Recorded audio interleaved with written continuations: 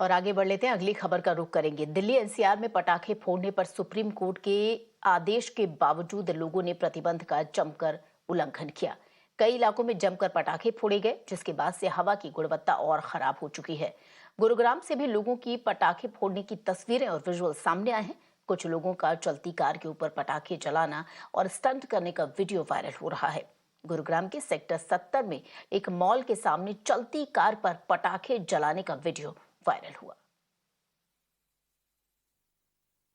व्यक्ति विशेष अपनी व्हीकल्स का दुरुपयोग करते हुए उनका न्यूसेंस क्रिएट कर रहे हैं, चलती रोड के ऊपर व्हीकल्स के ऊपर फायर क्रैकर्स बर्स्ट कर रहे हैं। ऐसे मल्टीपल ऐसे इंसिडेंट हमारे सामने आए हैं और रिपोर्ट भी हुए हैं, जिस संबंध में हम एरिया स्पेसिफिक जानकारियां इकट्ठी कर रहे हैं, सीसीटीवी के माध्यम से भी और अदर वे अराउंड अपने सोर्सेज के माध्यम से भी।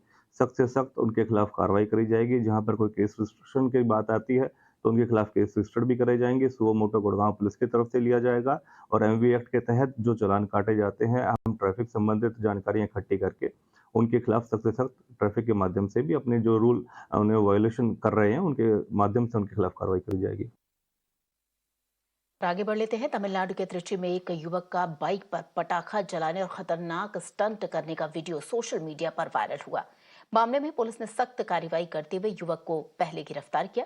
त्रिची जिला पुलिस ने सड़क पर स्टंट करके पैदल चलने वालों को खतरे में डालने के लिए आईपीसी की अलग अलग धाराओं और मोटर वाहन अधिनियम के तहत 10 व्यक्तियों को गिरफ्तार किया।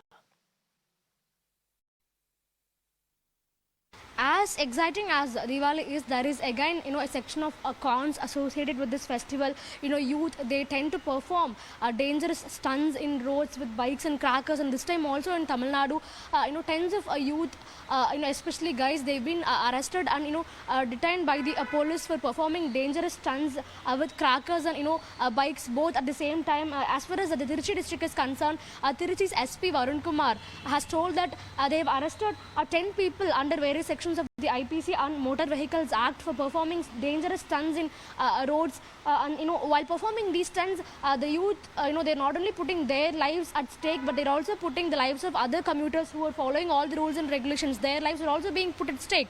So definitely, in Tiruchi district alone, 10 persons have been arrested.